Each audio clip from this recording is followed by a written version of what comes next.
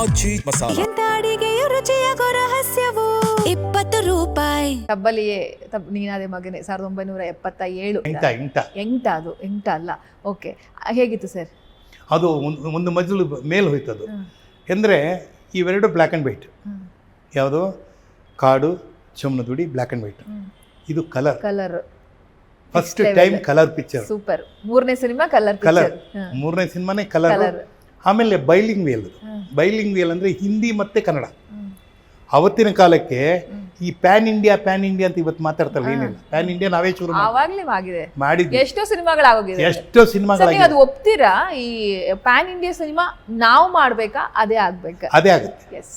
ನಾವು ಮಾಡೋದಲ್ಲ, ಖಂಡಿತ ತಂತಾನೆಗೆ ಮಾಡುತ್ತೆ. ಸಿನಿಮಾನೇ ಹಾಗೆ. ಎಷ್ಟೋ ನಮ್ಮ ಕನ್ನಡದ ಸಿನಿಮಾಗಳು ಆಗ್ಲೇ ಅದನ್ನ ಹಿಂದಿನಲ್ಲಿ ಡಬ್ ಮಾಡಿ ಓಡಿದೆ. ಅಂದ್ರೆ ಸಿನಿಮಾವನ್ನ ಭಾಷೆಯ ಮೀರಿದ್ದ ಕಲೆ ಅದು.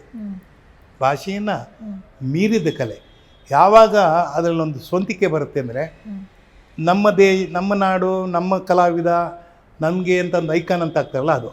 ಬಟ್ ಅದನ್ನು ಮೀರಿ ಅದು ಓಡುತ್ತಲ್ಲ ಎಲ್ಲೋ. ಹಿಂದಿನಲ್ಲಿ ರಾಜ್ಕುಮಾರ್ ಪಿಕ್ಚರಲ್ಲಿ ಓಡಿದೆ. ಎಷ್ಟೋ ಜನ ರಾಜ್ಕುಮಾರ್ನ ಪಾತ್ರಧಾರ ಹೇಗೆ ನೋಡಿದ್ದಾರೆ, ರಾಜ್ಕುಮಾರ್ ಥರ ನೋಡಿಲ್ಲ. ಇವಾಗ ಬೆಟ್ಟದ ಹುಲಿ ಅಂತ ಯಾವುದೋ ಒಂದು ಪಿಕ್ಚರ್ ಬಂದಿತ್ತಲ್ಲ, ಸೂಪರಾಗಿ ಓಡಿದೆ. ಹಾಂ, ಆಮೇಲೆ ಅವ್ರು ಬಾಂಡ್ ಪಿಕ್ಚರ್ ಎಲ್ಲ ಮಾಡಿದಾರಲ್ಲ, ಅದೆಲ್ಲ ಓಡಿದೆ ಹಿಂದಿನಲ್ಲಿ.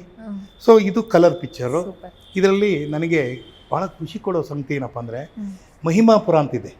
ನೀವು ಬೆಂಗಳೂರು ಟು ತುಮಕೂರು ಹೋದರೆ ಈ ನೆಲಮಂಗಲ ದಾಟಿದ ಮೇಲೆ ಲೆಫ್ಟ್ ಸೈಡಲ್ಲಿ ಒಂದು ಊರು ಸಿಗುತ್ತೆ. ಅದು ಮಹಿಮಾಪುರ ಅಂತ. ಇವತ್ತು ನಿಮಗೆ ಸಿಗಲ್ಲ, ಕಾಣಲ್ಲ. ಯಾಕೆಂದರೆ ನೀವು ಇದ್ರ ಮೇಲೆ ಹೊರಟೋಗ್ಬಿಡ್ತೀರ, ರ್ಯಾಂಪ್ ಮೇಲೆ ಹೋಗ್ದಾಗ ಕಾಣಲ್ಲ. ಲೆಫ್ಟ್ ಸೈಡಲ್ಲಿದೆ. ಭಾಳ ಸುಂದರವಾದ ತಾಣ. ನಮಗೆ ಖುಷಿ ಕೊಟ್ಟಿದೆ ಅಂದರೆ, ದಿನ ನಾನು ಮತ್ತು ಓಂಪುರಿ ಆ ಬೆಟ್ಟನ ಹತ್ತುತ್ತಾ ಇದ್ವಿ, ಇಳಿತಾ ಇದ್ವಿ. ಎಕ್ಸಸೈಸ್ ಹೇಳಿದ್ನಲ್ಲ, ಕಾಲೇಜೆಲ್ಲ ಓಡ್ತಾ ಇದ್ದೆ, ಎಕ್ಸಸೈಸ್ ಮಾಡ್ತಂತ. ಅದನ್ನು ದಿನಾ ಮಾಡ್ತಾಯಿದ್ವಿ. ದಿನಾ ಮಾಡಿ ಅದರಲ್ಲಿ ಕುಲ್ಭೂಷಣ್ ಖರ್ಬಾಂಡ, ಆಮೇಲೆ ಪೌಲಾ ಲಿನ್ಸೆ, ಅವಳು ಹೀರೋಯಿನ್ನು, ನಸೀರುದ್ದೀನ್ ಶಾ ಬಂದು ಪೂಜಾರಿ ಪಾತ್ರ ಮಾಡಿದ್ದಾರೆ. ಅವ್ರಿಗೆ ಧ್ವನಿ ಕೊಟ್ಟಿದ್ದು ಸುಂದರ ಕೃಷ್ಣ ಅರಸು, ಆಮೇಲೆ ಓಂಪುರಿ, ನಾನು. ನಮಗೆ ಇಷ್ಟು. ಆಮೇಲೆ ಮಾನು, ಗುಡ್ಗೇರಿ ಮಾನಪ್ಪ ಅಂತ ಅವರು ಅವ್ನು ನೋಡೋಕ್ಕೂ ಚೆನ್ನಾಗಿರೋದು, ಭಾಳ ಸುರುದ್ರೂಪಿ. ಸೊ ಕನ್ನಡದಲ್ಲಿ ಗುತ್ಗೇರಿ ಮಾನಪ್ಪ ಮಾಡಿದ್ರೆ, ಹಿಂದಿನಲ್ಲಿ ಕುಲ್ಭೂಷಣ್ ಖರ್ಬಾಂಡ, ಹಿಂದಿನಲ್ಲಿ ಓಂಪುರಿ ಮಾಡಿದ್ರೆ, ಕನ್ನಡದಲ್ಲಿ ಸುಂದರ್ರಾಜ್ ನಾನು ಮಾಡಿದೆ ಆ ಪಾತ್ರನ. ಎರಡೂ ಲ್ಯಾಂಗ್ವೇಜ್ಗೆ ಅಂದರೆ ಹಿಂದಿಗೂ ಸರಿ ಕನ್ನಡಕ್ಕೂ ಸರಿ ಪೂಜಾರಿ ಪಾತ್ರ ಮಾಡಿದ್ದು ನಮ್ಮ ನಸೀರುದ್ದೀನ್ ಶಾ. ಅದ್ಭುತವಾಗಿ ಪಾತ್ರ ಮಾಡಿದ್ರು. ನನಗೆ ಅದರಲ್ಲಿ ಬೆಸ್ಟ್ ಪೋಷಕ ಕಲಾವಿದ ಅಂತ ನನಗೆ ಅವಾರ್ಡ್ ಬಂತು. ಅದು ಸ್ಟೇಟ್ ಅವಾರ್ಡ್ ಅಲ್ಲ, ಚೆನ್ನೈ ಫಿಲಿಮ್ ಫ್ಯಾನ್ಸ್ ಅವಾರ್ಡ್ ಬಂತು. ಹಾಗೆ ಲಯನ್ಸ್ ಕ್ಲಬ್ನ ಅವಾರ್ಡ್ ಬಂತು.